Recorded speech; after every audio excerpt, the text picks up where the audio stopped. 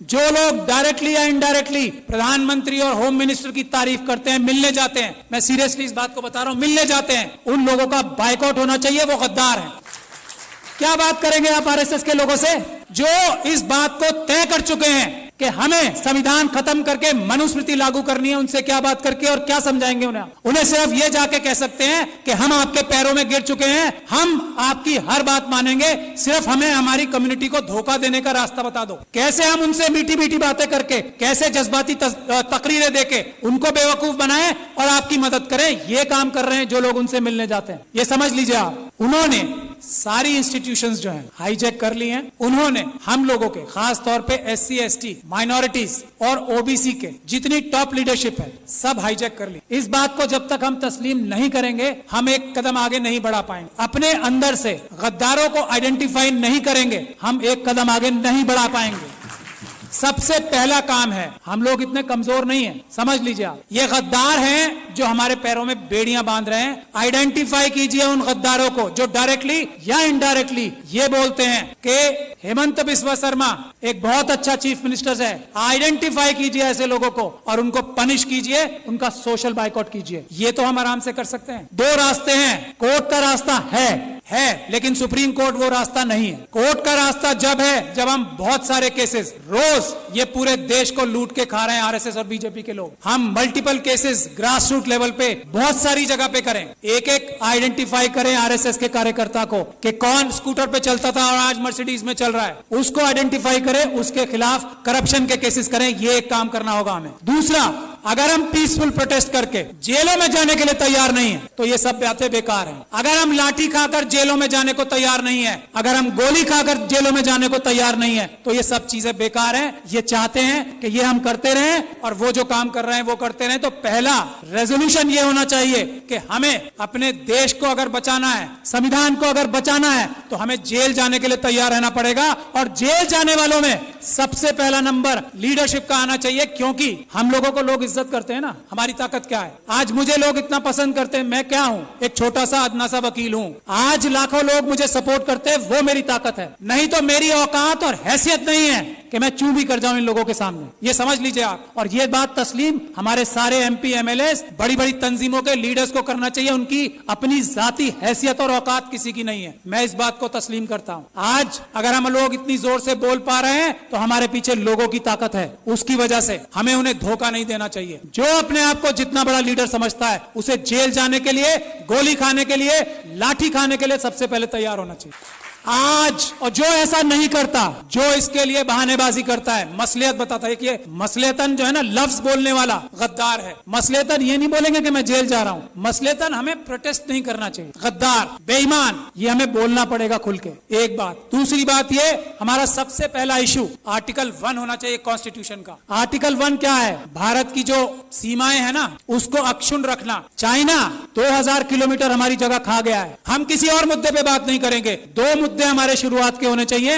और हमें home minister का, हमें प्राइम मिनिस्टर का घेराव इस बात पे करना चाहिए कि चाइना से हमारे देश की सेना अपनी जमीन वापस लेने के लिए बेकरार है। तुम डरपोक हो जो उन्हें रोक रहे हो, इसके लिए हमें प्राइम मिनिस्टर का घेराव करना चाहिए। ये आर्टिकल 1 है, इसके लिए करें। और आगे जाके गोली खाएं, इसके बाद क्या? 2000 किलोमीटर हमारी, जिसको अलग अलग जबानों से हम कहते हैं, कोई भारत माता कहता है, हम भारत देश कहते हैं, उसमें से 2000 किलोमीटर कोई ले गया और हम यहां बैठ के डिस्कशन करेंगे? नहीं, या तो प्रधानमंत्री इस्तीफा देंगे या वो 2000 किलोमीटर वापस लेंगे, नहीं तो हम मार्च करके हम खुद जाके वापस लेंगे। ये हमारा पहला एजेंडा होना चाहिए। दूसरा एजेंडा इस वक्त जो है वो है मणिपुर। अगर मणिपुर के लिए हम लोग प्रधानमंत्री का घेराव नहीं करते, प्रधानमंत्री और होम मिनिस्टर डायरेक्टली इन्वॉल्व है मणिपुर में जो हो रहा है, यहाँ मणिपुर के लोग बैठे हैं, अरामबाई तेंगुल, मेतेई लिपुम, ये दो संगठन है आरएसएस के जिन्होंने ये सारा कारनामा अंजाम दिया है। अमित शाह साहब के साथ मिलकर जिन्होंने ये सारा कारनामा अंजाम दिया है, चीफ मिनिस्टर बीरेन सिंह के साथ मिलकर मेटिकुलस प्लानिंग से एक एक काम हुआ है। वहां पे कुछ भी स्पॉन्टेनियस नहीं हुआ है। जब तक हम इस बात के लिए कार्रवाई नहीं नहीं करेंगे। और ये जो सुप्रीम कोर्ट में कार्रवाई अभी चल रही है उससे कुछ होने वाला नहीं, कुछ नहीं होने वाला। मैं एज लॉयर सुप्रीम कोर्ट आपको बता रहा हूं, कुछ नहीं होगा। बात 1-2 महीने में आई गई हो जाएगी। उन लोगों के साथ वहां ज्यादती होगी। आरएसएस और बीजेपी पाकिस्तान और चाइना के साथ मिलकर नॉर्थ ईस्ट और सारे बॉर्डर लाइन एरियाज को कमजोर कर रही है। ये हमारी जिम्मेदारी है। आर्टिकल 1 नंबर 1 बचाना सबसे पहले। मणिपुर के लिए हमें जाना चाहिए डेलीगेशन बना के और सच्चाई सामने लानी चाहिए कि आरएसएस ने, अमित शाह साहब ने और चीफ मिनिस्टर ऑफ मणिपुर ने ये प्लानिंग करके अपने कार्डर्स से कराया है। कोई मैती समाज ने नहीं किया है, उनके कार्डर्स ने किया है। गुड़गांव में और नूह में उनके कार्डर्स ने सब किया है। गुजरात में उनके कार्डर्स ने सब कुछ किया है। और दिल्ली के दंगों में हमने ये एस्टैब्लिश कर दिया है कि आम आदमियों ने कुछ नहीं किया, उनके कार्डर्स और उनके भ्रष्ट पुलिस अधिकारियों ने ये सब काम किया है। यही हमें करना पड़ेगा। मणिपुर के लिए प्लान बनाइए कि हम लोग वहां जाएं और एक्सपोज करें कि मणिपुर में क्या हो रहा है, क्या हो रहा था और क्या हो रहा है अब। और उसमें अमित शाह साहब सबसे बड़े चाणक्य हैं। उनको अरेस्ट कराने के लिए जब तक हम कोई कार्रवाई नहीं कर पाते, मणिपुर का कुछ भला नहीं हो सकता। मैं ये बात दावे और गारंटी से कह रहा हूं।